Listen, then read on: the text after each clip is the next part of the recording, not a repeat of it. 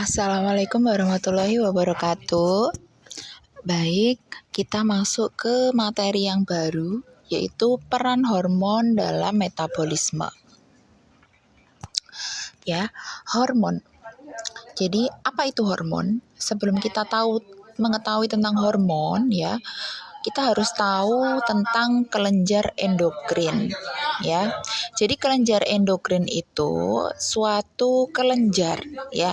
Jadi artinya dia itu berasal dari sel yang coba kalian bayangkan adalah sebuah kantong, ya, dimana dia di situ berisi cairan atau zat-zat yang berguna untuk metabolisme. Nah, salah satu zat yang dihasilkan oleh kelenjar endokrin yaitu adalah hormon.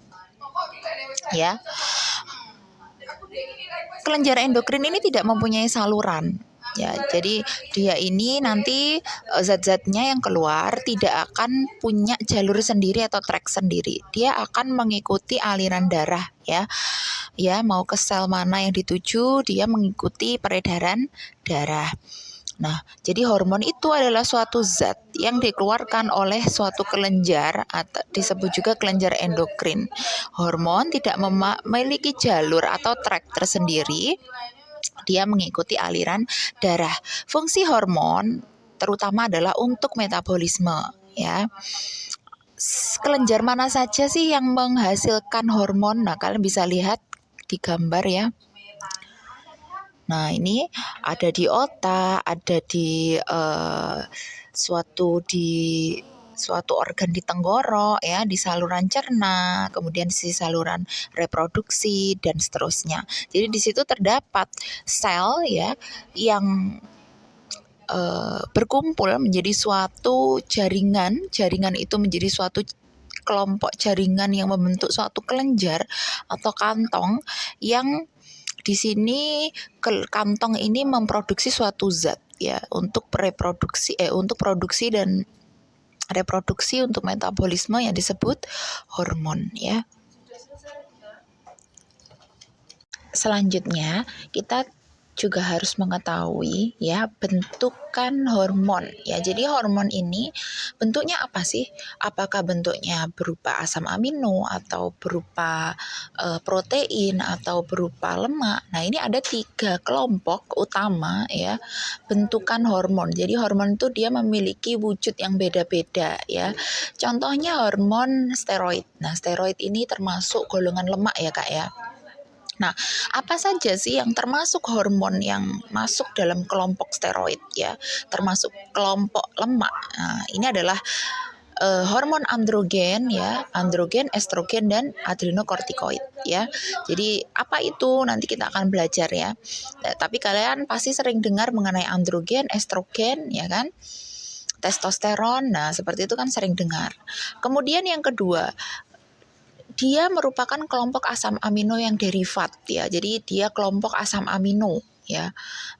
Jadi kelompok protein yang paling kecil. Nah, yaitu apa aja? Yaitu epinefrin dan tiroksin. Nah, epinefrin ini sering banget disebutnya adrenalin, ya, Kak, ya. Kemudian yang ketiga, kelompok protein. Jadi dia lebih kompleks lagi dari asam amino, yaitu contohnya hormonnya adalah apa? Insulin, ya. Kemudian glukagon. Insulin dan glukagon mereka adalah pasangan hormon yang saling menyeimbangkan gula, ya, Kak, ya. Jadi insulin menekan peningkatan gula dalam darah, kalau glukagon malah meningkatkan, seperti itu. Kemudian paratohormon, oksitosin, ya. Oksitosin kalian mungkin sering dengar dia membantu dalam proses melahirkan, ya. Kemudian vasopresin, nah dia berfungsi utama adalah untuk membantu pelebaran, ya, pembuluh darah, ya. Jadi untuk elastisitas pembuluh darah, ya. Kemudian selanjutnya, nah ini, ya, tadi sudah dibahas, ya, tentang kelompok utama hormon ya, ada polipeptida alias asam amino yang kompleks ya, insulin, glukagon. Tapi kelompok asam amino yang tunggal ya, apa? Epinefrin, serotonin. Serotonin termasuk hormon kebahagiaan. Apa aja hormon kebahagiaan? Nanti kita bahas ya. Mungkin kalian sudah tahu sebagian serotonin, dopamin. Nah, seperti itu merupakan kelompok ya. Oksitosin juga ya, hormon kebahagiaan. Tapi kebahagiaannya jadi dia akan muncul pada fase bahagia yang bagaimana? Misal bahagia ketika mendapatkan sesuatu yang secara instan kayak gitu ya. Itu berarti lebih ke arah dopamin. Tapi kalau ke arah yang senang, kebahagiaannya yang ketenangan, nah itu berarti lebih ke arah serotonin dan seterusnya ya. Dan kasih sayang, lebih ke arah kasih sayang, nah itu berarti oksitosin. Jadi mereka fungsinya keluarnya pun beda-beda meskipun sama-sama kelompok hormon kebahagiaan. Kemudian selanjutnya steroid ya. Tadi sudah ya dibahas ya. Nah, ini ada tambahan tentang retinoic acid. Nah, ini termasuk golongan vitamin A ya. Nah, ini juga termasuk hormon yang masuk ke derivat steroid ya. Steroid tadi kita sudah bahas, dia termasuk lemak alias kalau di sini tertulisnya adalah kolesterol. Jadi dia golongan lemak ya. Ada satu lagi yang tadi tidak diterangkan, yaitu dia kelompok kelompok eikonasoid. Jadi dia bukan kelompok asam amino, dia bukan kelompok lemak ataupun rantai-rantai biokimianya itu beda. Jadi dia terdiri dari 20 atom C. Apa itu? Yaitu ada prostaglandin dan tromboksan. Nah, fungsinya ya kurang lebihnya Bu Rahma jelaskan, yaitu kalau prostaglandin itu dia perannya kalau misal kalian itu kena infeksi virus ya kayak, atau tertrigger oleh suatu luka gitu kan. Nah, itu tubuh itu akan memberikan respon misal demam atau rasa sakit. Nah, respon itu diantar ke otak. Siapa yang mengantar? Siapa yang memberi kode? Dia adalah prostaglandin ya. Seperti itu. Jadi menekan produksi prostaglandin ya, itu juga membantu menurunkan gejala. Jadi bukan menyembuhkan sumbernya, tapi menurunkan gejala. Ya. Nah, dari tadi kita membahas tentang hormon, tapi kita belum tahu apa fungsinya. Fungsi hormon secara umum adalah metabolisme. Ya, metabolisme ya, secara spesifik dia mengatur pertumbuhan ya dan perkembangan ya toh. Nah, reproduksi kan termasuk perkembangan. Kemudian dia mengatur dan mempertahankan keseimbangan ya di dalam tubuh. Di sini disebut homeostasis ya. Keseimbangan itu baik keseimbangan cairan ya, keseimbangan darah ya. Jadi darah dan cairan tubuh itu kan sama. Jadi itu diatur keseimbangannya ya supaya tidak ada fluktuasi di antara organ untuk produksi suatu zatnya berlebih sehingga seimbang atau stabil. Nah, seperti itu. Kemudian kalau untuk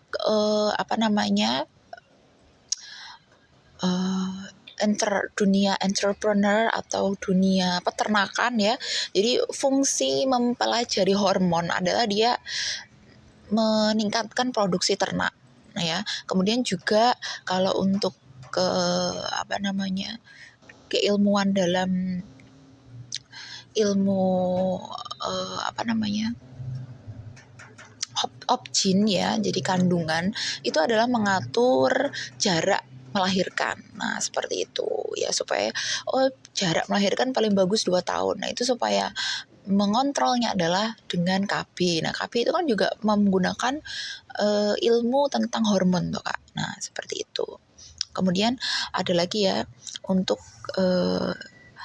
kalian bisa baca sendiri bahwa di dalam susu atau ASI itu banyak mengandung prolaktin ya, hormon prolaktin. Di dalam telur banyak GnRH ya, suatu growth hormon. Kemudian di dalam daging banyak mengandung steroid. Nah, karena daging kan banyak mengandung lemak ya kan, seperti itu. Nah, selanjutnya Organ yang menghasilkan endokrin. Tadi kita sudah bahas, jadi dari sel, kemudian sel membentuk jaringan, jaringan akan membentuk suatu kelompok organ, yaitu organ kelenjar ya. Kelenjar apa yang memproduksi? Nah ini yang kita bahas adalah ini Kak. Ada kelenjar hipofise, ya, ada kelenjar tiroid, paratiroid, adrenal, pineal, dan ovarium, gonad atau ovarium dan testis. Ya, jadi nanti yang kita bahas adalah kelenjar-kelenjar yang ada di sini, ya. Kelenjar hipofise. Sebentar. Oh ya, sebelumnya kita dulu ya. Pengenalan dulu tentang nama-nama hormon ya. Sebentar, pointernya kok nggak bisa diambil.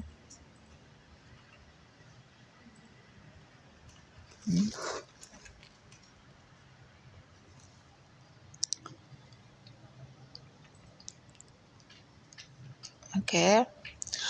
Ya, jadi ini kalian bisa baca sendiri ya. Di sini ada hormon-hormon yang ada di female, kalau ini di male ya. Ini ada kesamaan ya, seperti releasing hormone atau RH sama ya. Kemudian FSH sama ya, meskipun fungsinya beda. FSH pada perempuan, pada wanita dia mengatur reproduksi di dalam ovarium, kalau pada laki-laki untuk menstimulasi produksi sperma ya.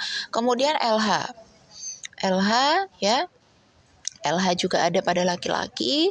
Nah, kemudian estrogen. Kalau estrogen kan tidak ada ya, estrogen dan progesteron pada laki-laki adalah testosteron, seperti itu.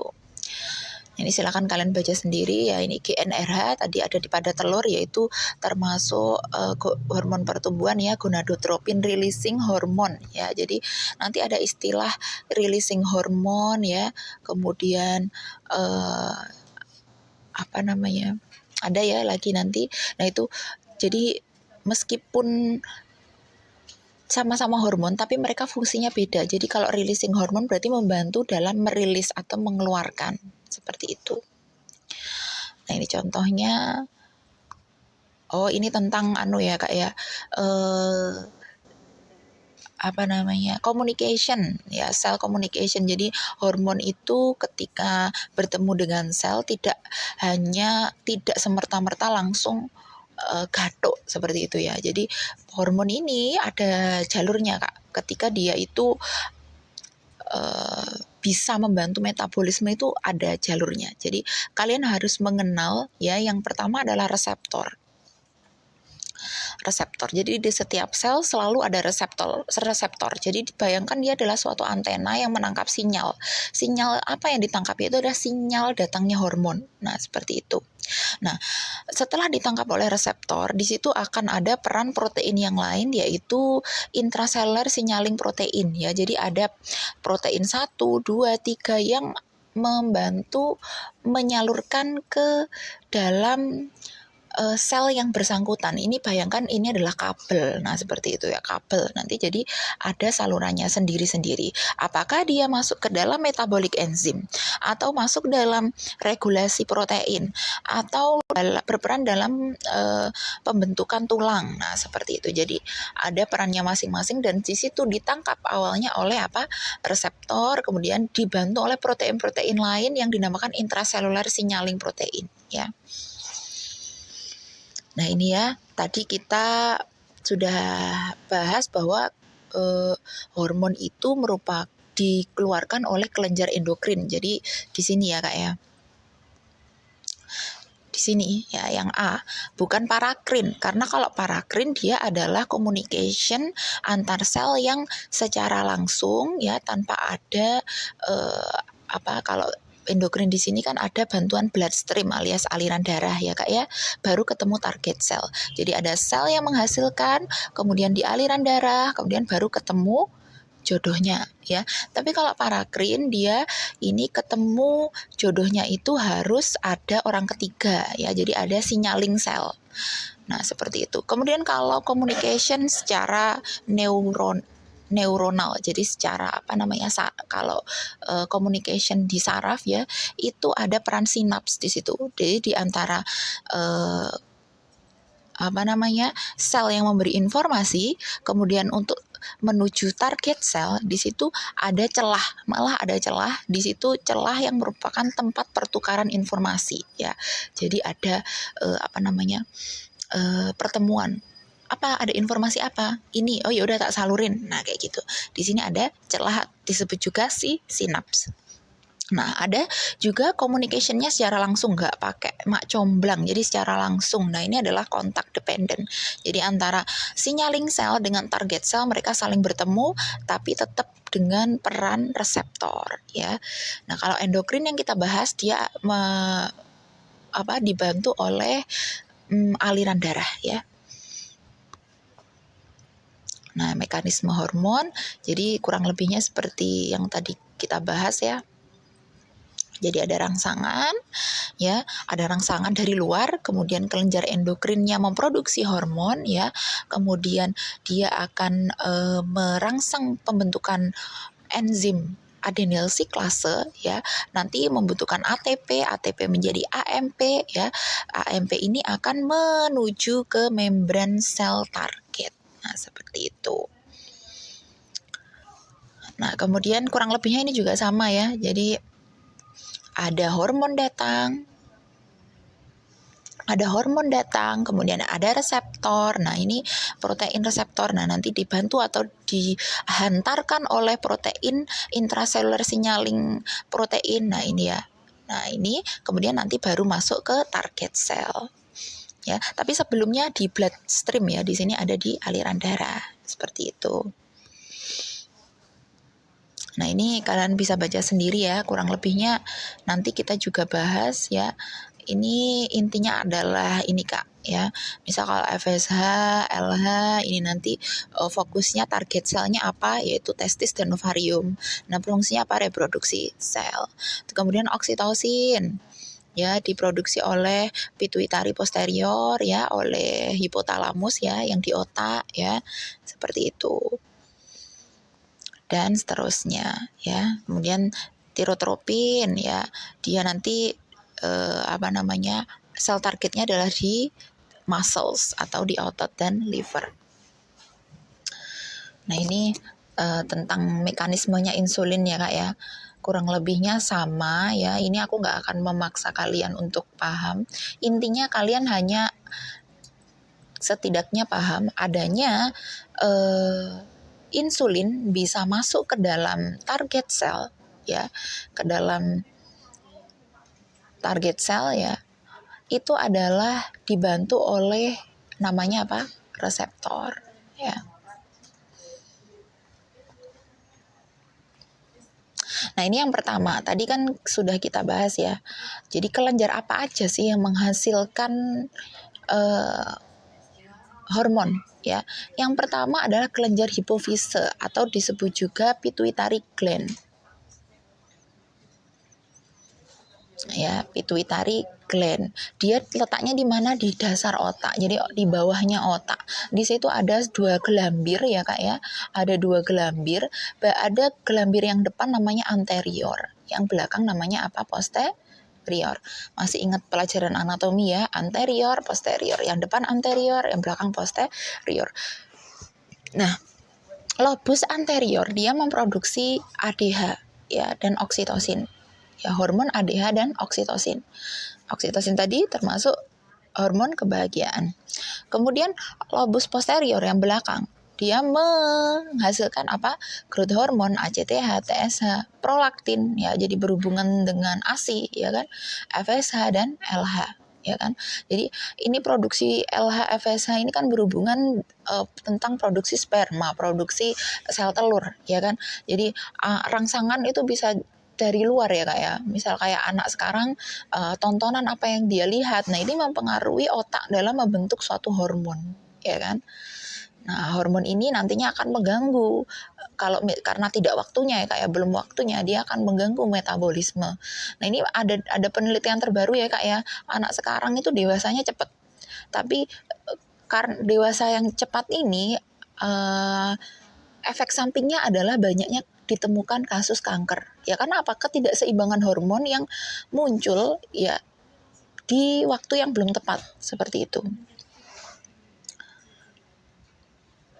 harusnya dewasanya ketika puber, tapi sebelum puber dia sudah paham, sudah menalar hal-hal yang tidak pada waktunya. Nah, seperti itu nantinya akan membantu produksi hormon-hormon yang seharusnya belum diproduksi. Makanya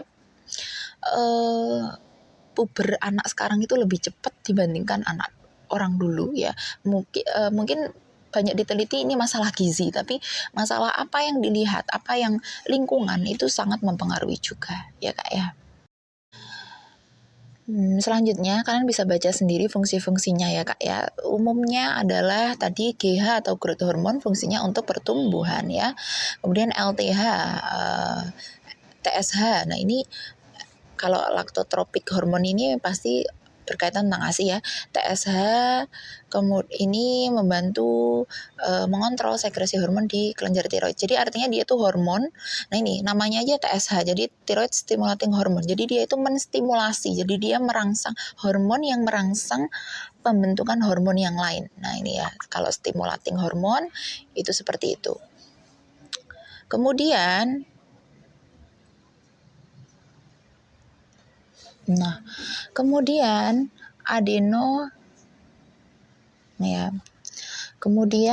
adenokortikotropik hormon ACTH ya, dia mengontrol sekresi hormon yang lain yang ada di korteks adrenal ya. Ya di mana di ginjal ya kan. Kemudian FSH, LH ya, tadi sudah dijelaskan. Kemudian ada melanocyte stimulating hormone, dia merangsang hormon yang lain untuk mempengaruhi pigmentasi kulit ya. Kemudian lobus posterior, ini ada ADH ya, atau anti diuretik ya. Jadi dia itu menurunkan volume urin ya Kak ya. Jadi ada beberapa obat-obatan yang merangsang diuretik alias pipis terus gitu Kak, kencing terus. Nah, anti diuretik ini mengontrol ya, membantu dalam penyerapan air dengan baik sehingga tidak gampang kencing ya, sehingga cairan itu diserap dengan baik elektrolitnya ya. Kemudian oksitosin, dia membantu dalam proses melahirkan ya Kak ya, dan juga produksi ASI juga ya, dia termasuk hormon kebahagiaan. Makanya ada ya kalau kesulitan dalam melahirkan itu ibu-ibunya itu dirangsang oleh hormon oksitosin ya kan, supaya dia itu bisa ngeden, bisa kontraksi dengan baik dalam proses melahirkan ya. Nah, dirangsangnya melalui apa? Kan tadi kan namanya juga hormon kebahagiaan ya. Itu dibantu suaminya. Nah, itu kan secara alami dibantu, ditemani, kemudian dielus-elus. Nah, seperti itu akan membantu memproduksi hormon oksitosin. Ya, meskipun mungkin sekarang lebih canggih ya dengan bantuan vakum atau mungkin sesar, itu jadi lebih cepat proses melahirkan itu. Nah, yang kedua adalah kelenjar tiroid. Nah, ya kan kalian sering ya dulu atau mungkin sekarang mendengar penyakit yang namanya gondong, ya kan. Nah, ini di sini ada merupakan fungsi dari kelenjar tiroid ya Kak ya. Kelenjar tiroid sendiri berfungsi dalam perkembangan dan pertumbuhan ya, serta diferensiasi ya Kak ya. Artinya diferensiasi itu ada pertumbuhan yang beda, perkembangan yang beda, itu artinya mendiferensiasi, membedakan. Seperti pada perempuan ada pertumbuhan payudara, itu kan pasti mendiferensiasi antara laki-laki dan perempuan. Terus kemudian pertumbuhan pita suara. Nah, itu kan ada beda ya perempuan dan laki-laki. Perempuan lebih ke arah sopran, nah kayak gitu kan. Kalau laki-laki lebih rendah gitu. Jadi itu adalah diferensiasi. Nah, kelenjar tiroid ya. Kelenjar tiroid itu dia kita tahulah dulu sempat menjadi program pemerintah, mungkin sampai sekarang juga, garam beriodium ya. Nah, ini apabila yodium itu cukup ya di dalam tubuh, tapi kalau hormonnya kurang, maka tetap terjadi hipofungsi atau hipotiroid ya. Dimana hipotiroid itu kalau terjadi pada anak-anak itu metabolit rate-nya adalah rendah. Jadi kecepatan metabolismenya itu lambat, ya kan? Beda dengan hipertiroid ya. Kalau dia itu cepat banget produksinya, metabolismenya. Jadi kalau laki-laki itu biasanya lebih banyak tiroidnya ya, makan banyak, dia tuh nggak gendut. Nah, seperti itu. dibandingkan perempuan ya. Karena kecepatan metabolismenya beda ya. Kalau pada dewasa kekurangan tiroid ini akan menyebabkan penyakit juvenile myxedema ya, di mana dia itu ada wajah yang gangguan muscles ya, muscles weakness ya. Kemudian kalau secara mentally dia confusion ya, kemudian sampai merasa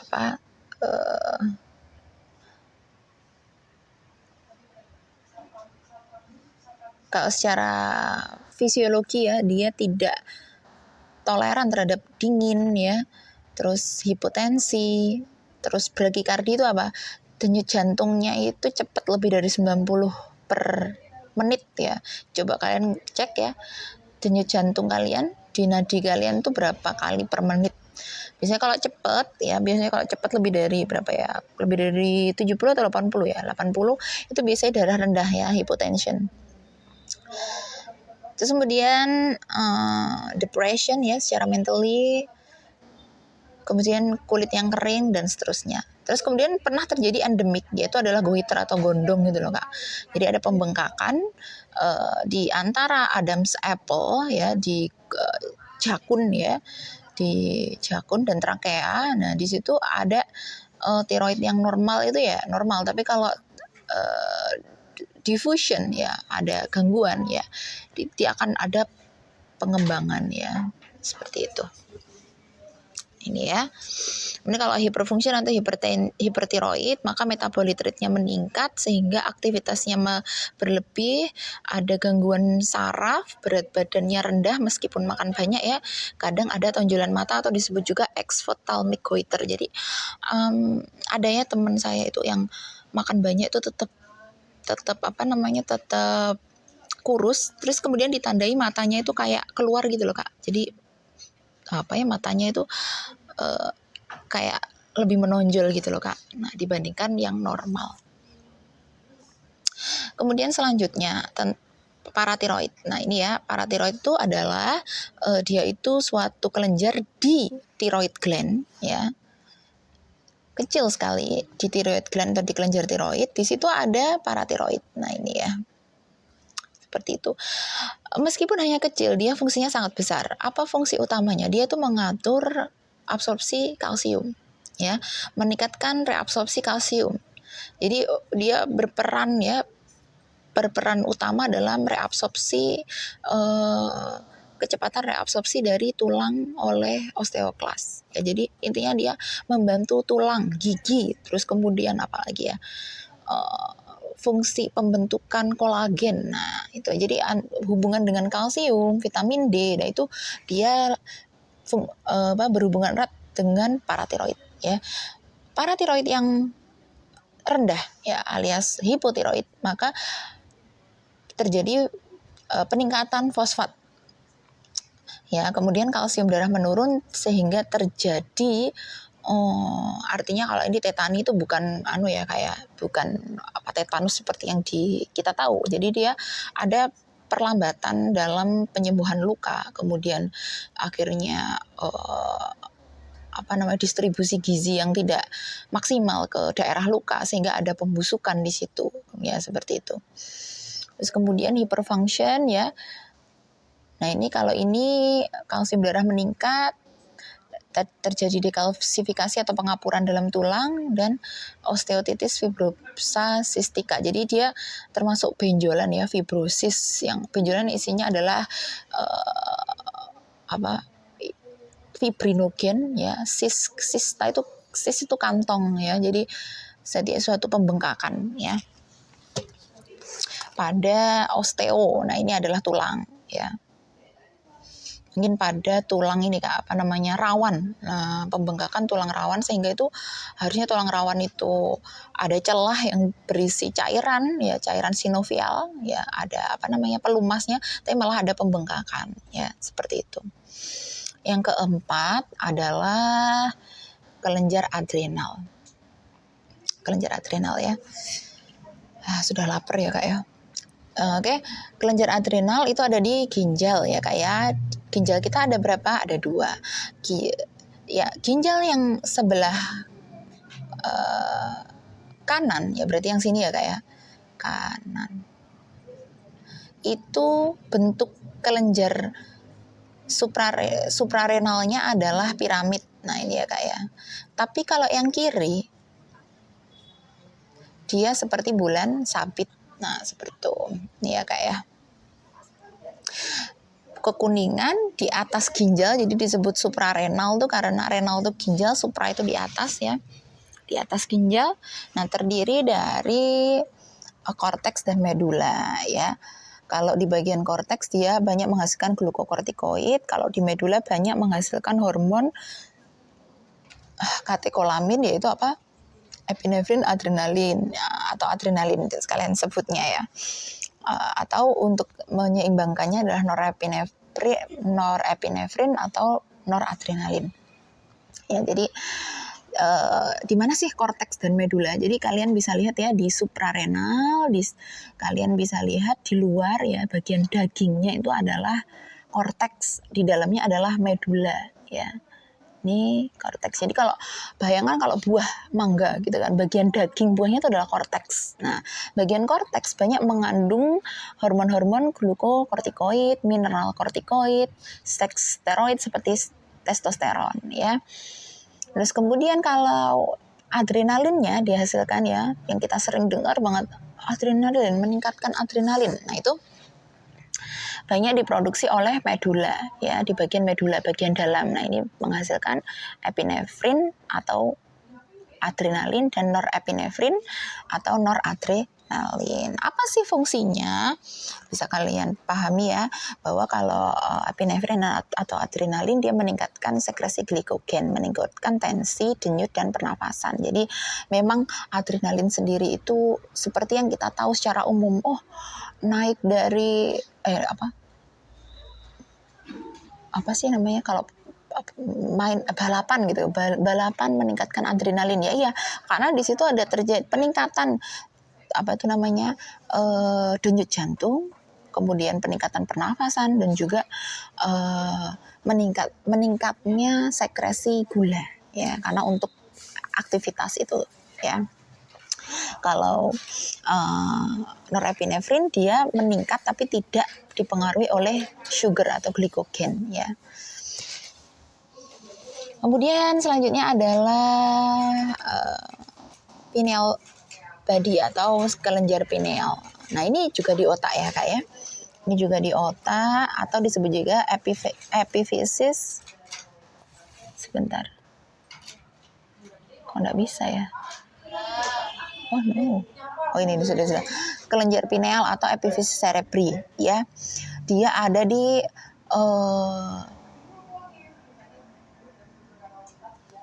sebentar saya pisahkan. Nah ini ya.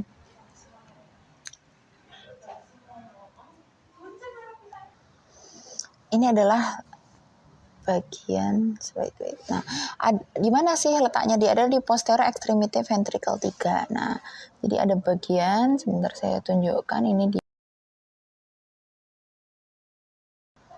Maaf, saya belum bisa menghapus kontak. Ya, terserah.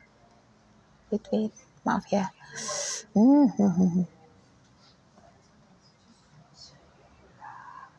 Nah ini pokoknya kalian lihat gambar ini ya, jadi ada ventricle 3, ventricle 4. Nah ini kalau kelenjar pineal tuh ada di ventricle 3, berarti ada di dalam sini ya. Jadi di dalamnya, jadi terbungkus oleh piameter atau lapisannya otak ya. Nah ini fungsinya apa sih kelenjar pineal? Dia berfungsi dalam growth hormone releasing factor. Jadi dia membantu growth hormone ya, tapi dengan merilis atau menghasilkan suatu faktor releasing. Jadi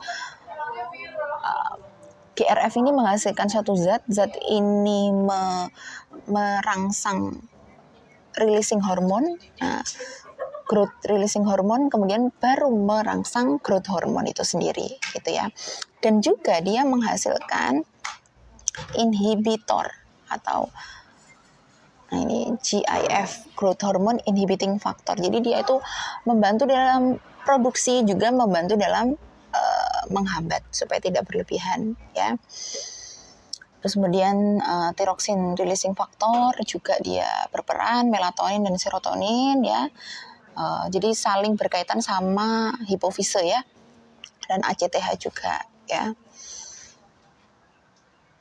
Nah ini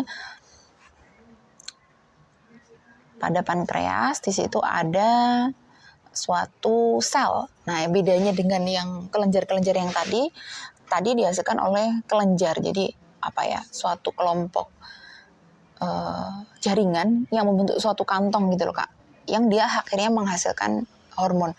Nah, kalau di pankreas dia itu berupa sel. Jadi bukan jaringan. Jadi suatu sel namanya pulau Langerhans.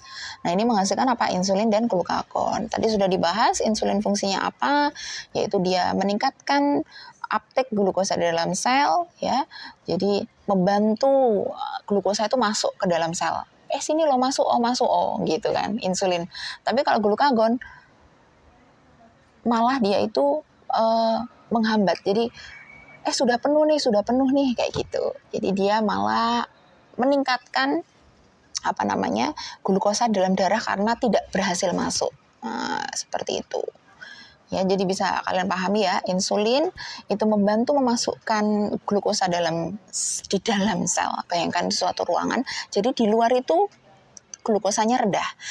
Glukagon sebaliknya, dia itu mengeluarkan, kalau berlebihan kan dikeluarkan, di dalam sel, di dalam ruangan itu berlebihan, dikeluarkan. Jadinya di luar itu glukosanya tinggi ya. Di luar itu artinya di aliran darah itu tinggi, seperti itu. Nah, ini mereka harus bekerja sama ya Kak ya, untuk keseimbangan ya. Seperti itu. Alhamdulillah ya, sudah selesai. Silahkan kalian pelajari. Sampai jumpa di pertemuan selanjutnya secara offline. Jika ada pertanyaan silahkan kalian bertanya ya di grup atau secara personal silahkan. Untuk post testnya tidak ada ya, bonus tidak ada. Oke, saya akhiri. Terima kasih. Wassalamualaikum warahmatullahi wabarakatuh.